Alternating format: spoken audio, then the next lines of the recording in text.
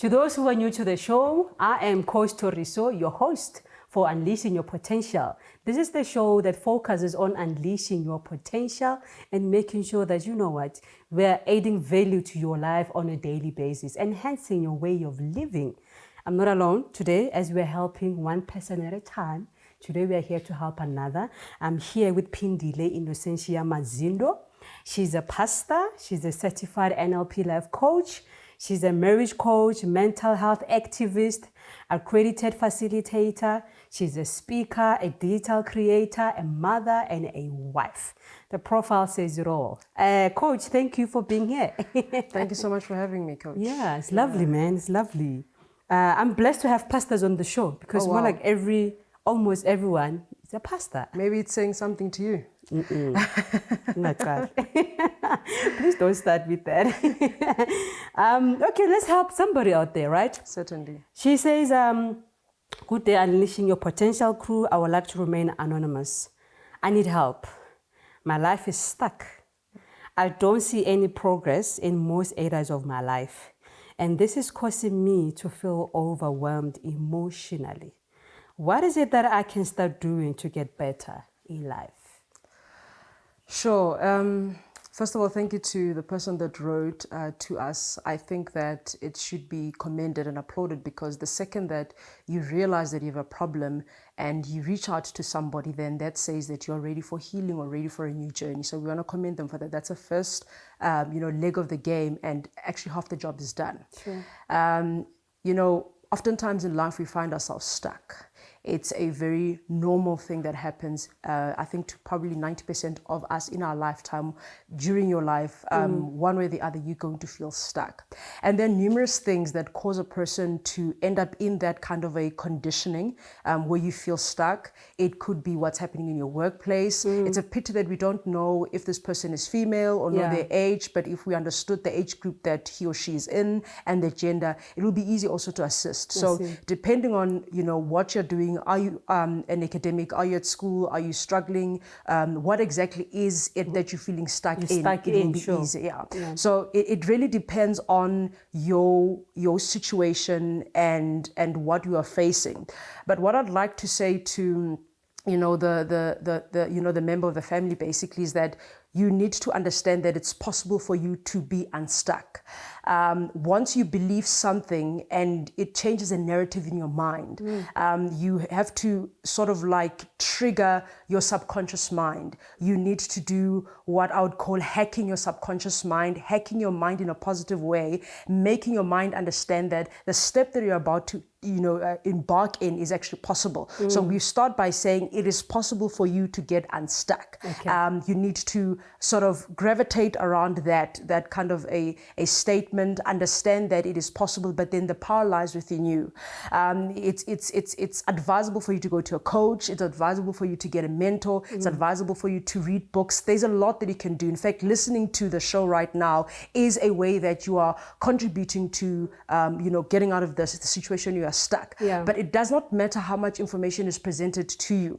What's most critical and crucial is what do you do with that information, so right? So if they're going to take all this advice and take the information, at the end of the day, the power lies in that individual and making sure that they follow through. So you need to understand that you can get unstuck, and then in my coaching, my personal development company and coaching, and basically my mantra for my life, I often say that there is room to improve, ability to change, and capacity to grow.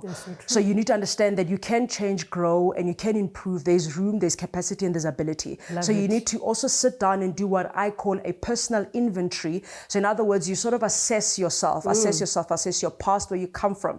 Also, Coach Torres, it's quite imperative that you look at your background. Sure. Because where you come from says a lot about who you become now. At times it could be, not at times, most times it's actually a negative attachment, or rather a negative implication on your life. But you have the power to change that narrative. You have the power to change that direction.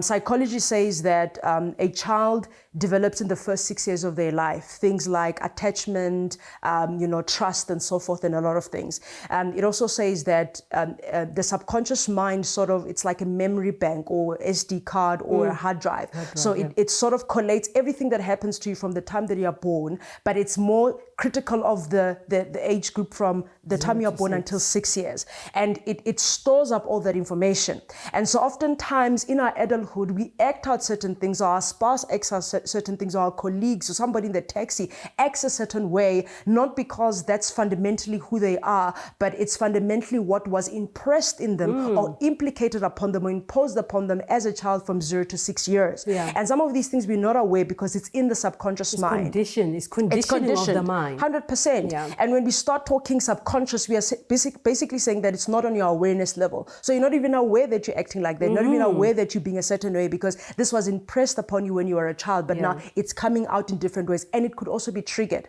So you have to look at your child and where you come from, your background, your parents, your upbringing. Also, what did you experience any trauma in your childhood? All of those things could actually contribute to the fact that you feel stuck. And I'm going to put it to her that she could actually not be stuck, but because she's so combobulated by all these emotions and the trauma in the past and everything around her, she thinks that she is stuck. So she feels distorted. So there's some kind of a shadow, and she's unable to perceive things for what they really are. So you look in the past, you come back, you think of every scenario that happened at school. Was it an ex-boyfriend, an ex-girlfriend? Were you possibly raped? What happened? Is it your first job? What was the first impression when you got to corporate? You probably, I don't know if that person had finished school. Perhaps you didn't finish school. What did that mean to you? What did that take away from you?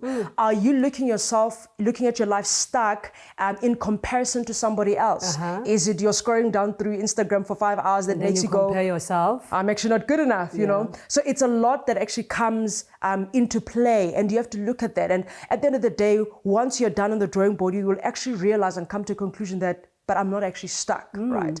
So assuming that we have a probability that you are stuck and there's a situation that is happening again, do an inventory as well of what exactly is stuck. It can't be everything. You are breathing. There must be an element in your life somehow. 100%. So you're breathing, so you're not stuck. You've got breath, you're alive. You're able to write, so you're not academically stuck. It means you can still study. You need to look at what exactly do you think is stuck. And the next step would be, how then do we devise ways of getting out of the ditch? Because it's actually a ditch. Let's talk more. Let's talk more about the ditch when we come back. They say that, you know what, go back to the drawing board, do some introspection, deal with yourself, face yourself. And we'll hear more after the break. Please don't go anywhere.